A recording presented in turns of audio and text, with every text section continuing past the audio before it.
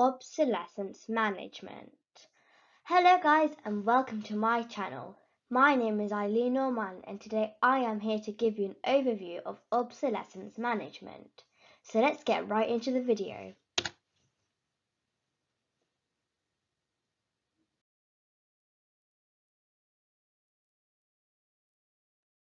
So before we actually start the video, we need to know what is obsolescence. That's the main big question we've all wanted answered. So let me tell you what obsolescence means. The English word obsolescence is derived from the Latin term obsolescer, which means to go out of use or fashion. The associated adjective obsolescent is derived from the Latin term obsoletus, meaning worn out. When we talk about a part being obsolete, refers to materials, parts, devices, software, services, and processes that become unavailable or non-procurable from their original manufacturer or supplier. As parts become obsolete, users and customers are inevitably faced with a supply shortfall when their demands for the original part cannot be satisfied and no alternate parts are procurable. In other terms, obsolescence refers to when a part, material, or technology that is needed to manufacture or support a product or system is not available from existing stock or the original manufacturer of the part. The reasons could be technological advancements or the manufacturing of a component stops due to several different reasons.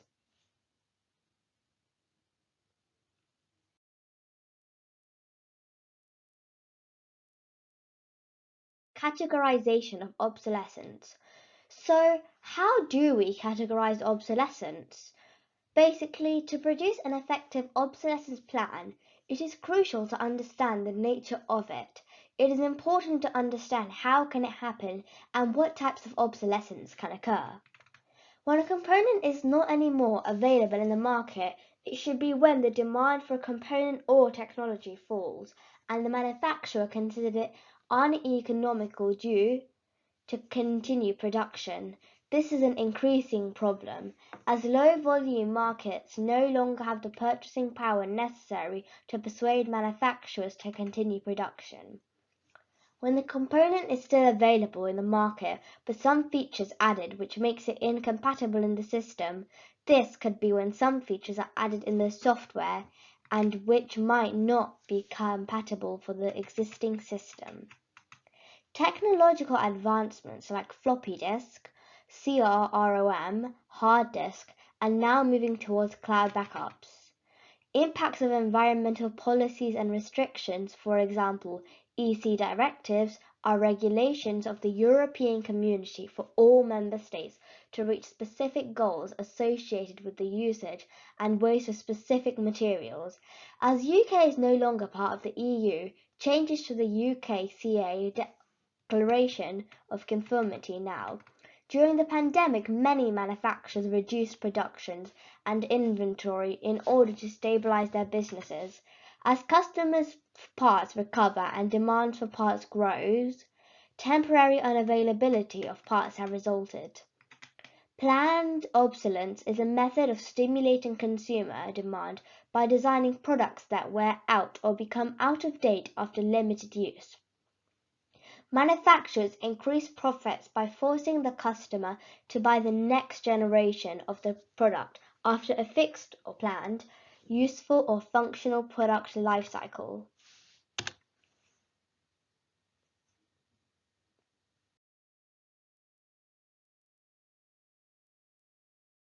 Process steps for mapping obsolescence. To ensure a constant qualitative performance, an obsolescence management plan should be improved continually. For example, the Plan, Do, Check, Act (PDCA) cycle is a good way to look at the obsolescence management. For example, we have Plan, conceptual design, Do, implementation, Check, control of success and target monitoring, Act, optimization and improvement. So an obsolescence management plan must be developed to ensure adequate selection, timely implementation and tracking of relevant obsolescence management activities. The principal aim of obsolescence management is to avoid the costly resolutions when an obsolescence issue occurs. Careful planning can minimize the impact of obsolescence and its potential high costs. The objective of obsolescence management is to ensure that the obsolescence is managed as an integral part of design, development, production, and in-service support in order to minimize costs and detrimental impacts throughout the product's life cycle.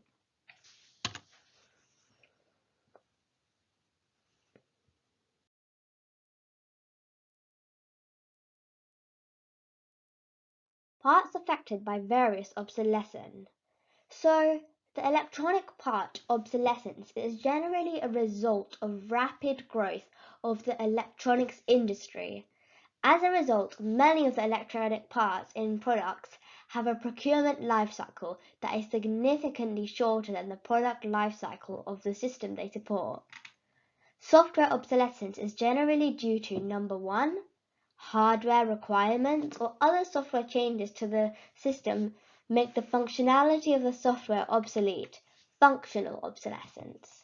Number 2, the original supplier or third parties no longer support the software, technological obsolescence.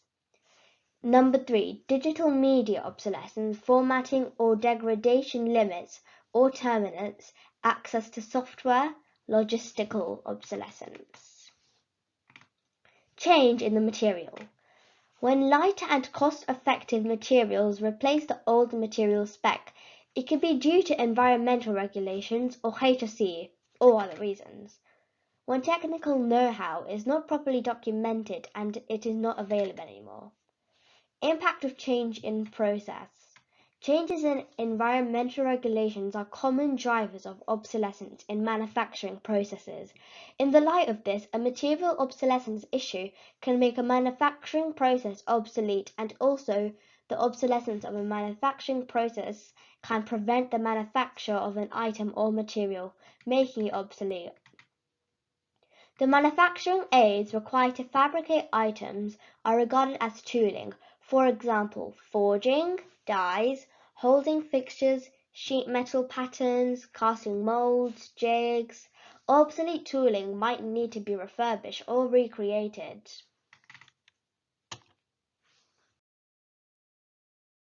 Product obsolescence life cycle.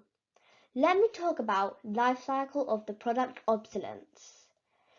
The product launch depends on if it is revolutionary or evolutionary. A part is considered revolutionary if it carries out a new essential function.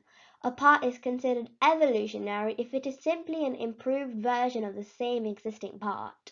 These items are quite relevant to obsolescence management. The product launch is generally characterized as high product cost due to level of qualification and testing involved. There is no market share when a product is new. Next stage is customer recognition stage. Customer values performance over cost to buy it. The maturity stage of the parts product's life cycle is characterized by high volume sales. Competitors with lower cost of the production may enter the market, or domestic competitors may shift production facilities to less expensive locations to enable them to lower manufacturing costs. The next stage, product goes through maintenance and customer support phase and gets a reliability label, or could be called a field-proven product. Decreasing demand and generally decreasing profit margins characterize the decline stage. Towards the end of the decline stage, only a few specialized manufacturers generally remain in the market. Some manufacturers will sell their knowledge to other manufacturers at this stage. This new manufacturer will continue the production while demand decreases or technology improves.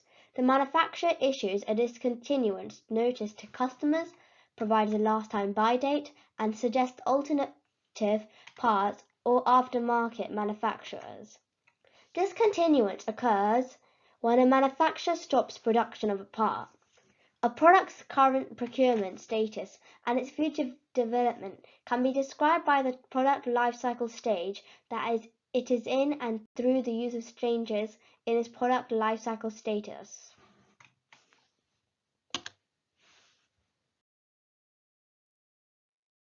Obsolescence forecasting.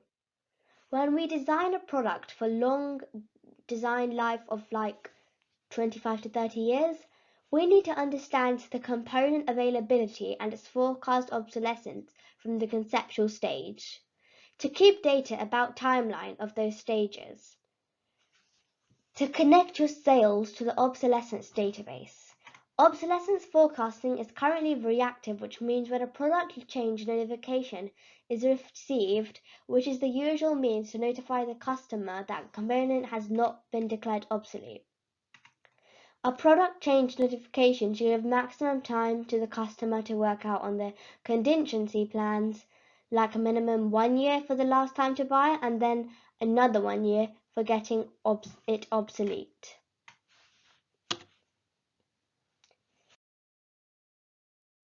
Impacts of obsolescence. So here we have financial impacts. Responding to the obsolescence can introduce significant costs to an organization, from changing supply chains, design, or testing new items. Changes to items information or processes or increase items cost as supply becomes scarce. Operational impacts. When an item becomes unavailable, the user can no longer derive benefit from the item. The unavailability of the item may also impact the user's ability to derive benefit from another sub-item. Compliance impacts. The obsolescence of an item may prevent an organization from complying with regulatory requirements such as environmental or safety obligations. Reputation impacts. Where others are dependent on an organization to provide an item or service, the inability to provide the item or service due to obsolescence may have long-term impacts on the reputation of the organization. Obsolescence Management Plan. The OMP describes the activities for prevention, detection, identification, and treatment of the effects of the obsolescence through all phases of the item's life cycle, to achieve the optimum compromise between life cycle costs for the item's performance and item's availability, maintainability, and safety. The OMP can be part of another plan or a separate document. The management should appoint a representative that is given the authority and resources to manage, monitor, evaluate, and coordinate obsolescence management activities. The representative should be responsible for the obsolescence management policy and prepare and revise OMPs at all life cycle phases, approving revisions. This appointment is to promote effective and efficient operation and improvements of obsolescence management. The obsolescence management representative should report to top management and may communicate with the end users, customers, contract manufacturers, integrators, and manufacturers on matters pertaining to obsolescence. The purpose of a product lifecycle diagram is to show for the component technologies used in the design the combination of obsolescence management with planned product improvements. At delivery of the equipment, there should not be any components obsolete. Throughout the equipment's life cycle, there will be points when the equipment will undertake periodic upgrades and/or significant redesigns. These can occur at any point during the product life cycle, and the timetable for these events should be clearly understood.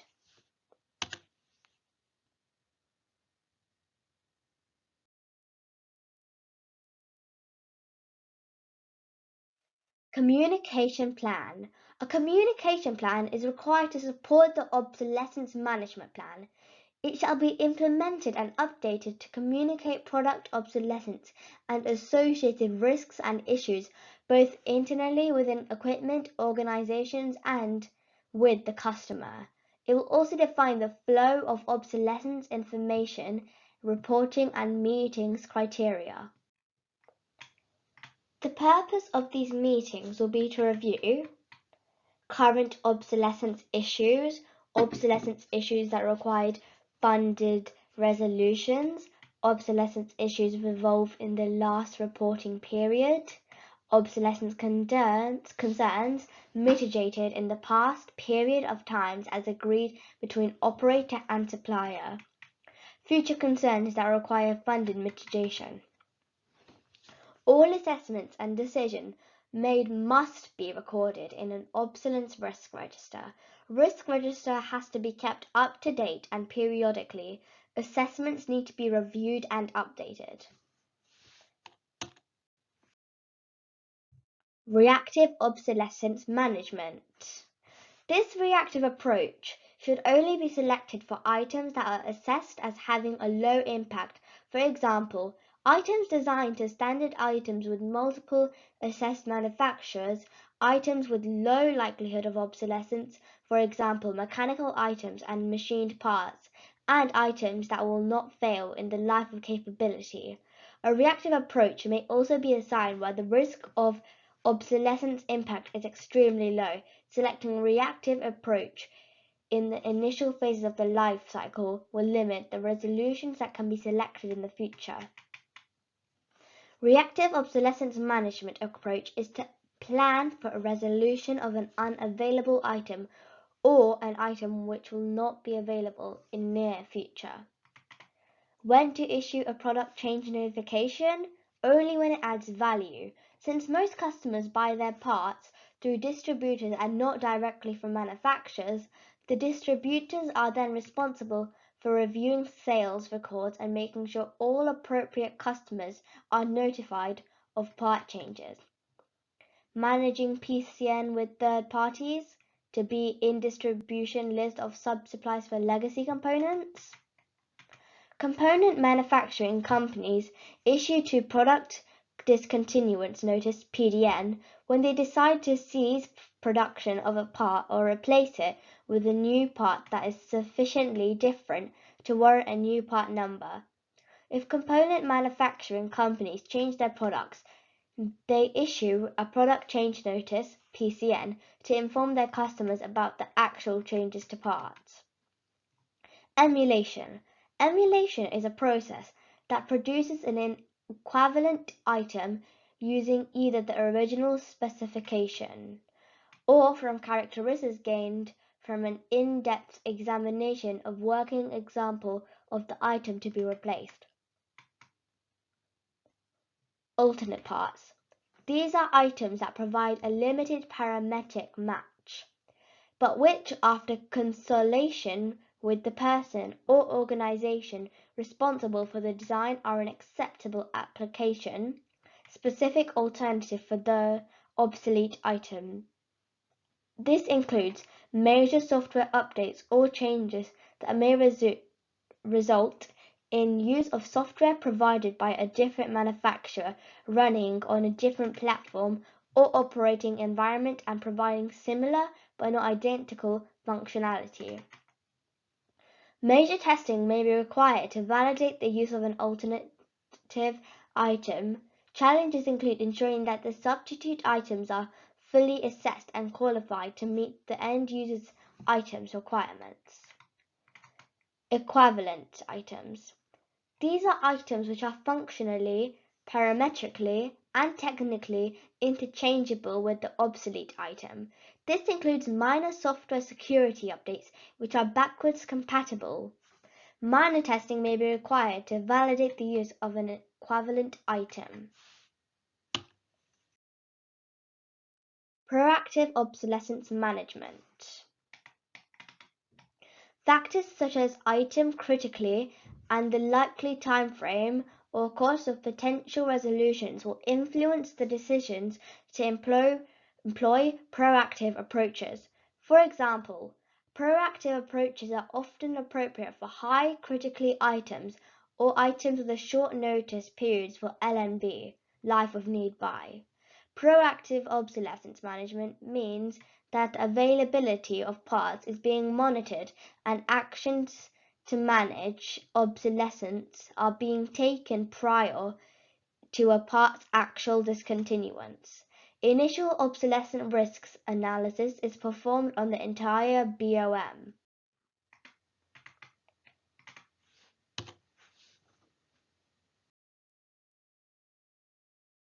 Measuring obsolescence. The organizations must measure the performance of all the obsolescence management activities. For example, the obsolescence management team, the effectiveness of the plan, and the processes. It is important to identify if the obsolescence management plan is meeting its objectives.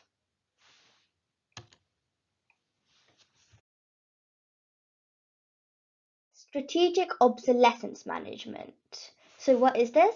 To be cost effective, an obsolescence management plan must expand its coverage to include reactive, proactive, and strategic elements. The key methods involve minimizing the impact of component obsolescence by shows that implementing a comprehensive obsolescence management plan is possible during all lifecycle phases of a product or system. However, it is most effective if obsolescence management begins in the product development processes during the definition and conceptual design of the product. Obsolescence management is a through-life activity. The obsolescence risk to equipment affects all stages of the life cycle, and processes should be implemented at the earliest stage to minimize the risk. Processes should be in place at each stage, and the OMP should reflect on that OM is performed at all levels. Obsolescence monitoring involves tracking items and their manufacturers to determine the item's current availability status and, where possible, when the items will become obsolete. Risk assessment. To derive the level of risk to determine if a proactive or reactive approach is required for each sub-item. A reactive approach should be selected where the risk significance is low. In all other cases, a level of proactivity should be selected, aiming to reduce the likelihood of an occurrence of obsolescence and or decrease the impact when obsolescence occurs. Probability. What is the probability of component becoming obsolete and turning into an obsolescence issue? Impact. What is the operational impact of obsolescence issue on the equipment's function and performance? It represents a potential loss of equipment's availability or capability.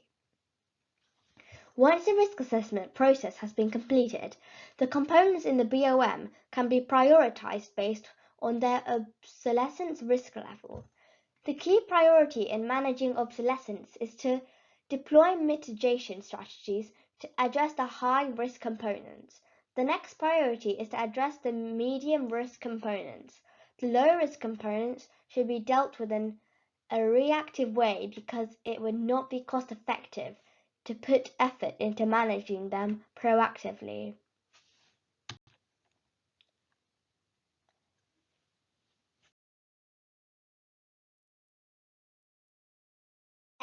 SW obsolescence. The three general causes of software obsolescence are categorized as technological, functional, and logistical, and will be referred to obsolescence modes.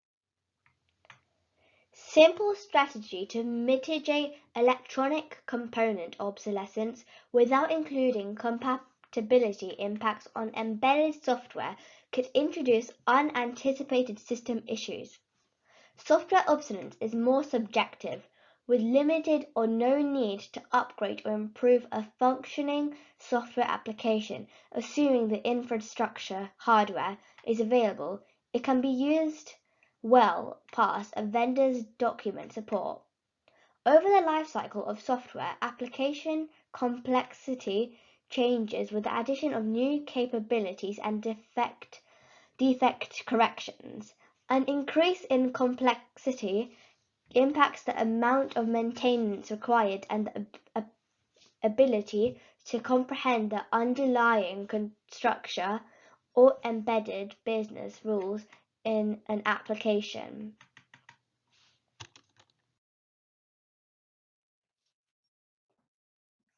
critical documents from Supplier.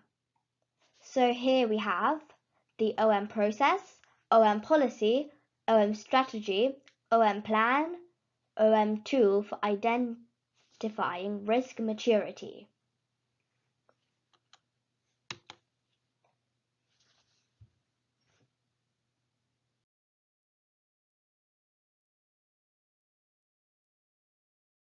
Okay, now we have reached the end of the video.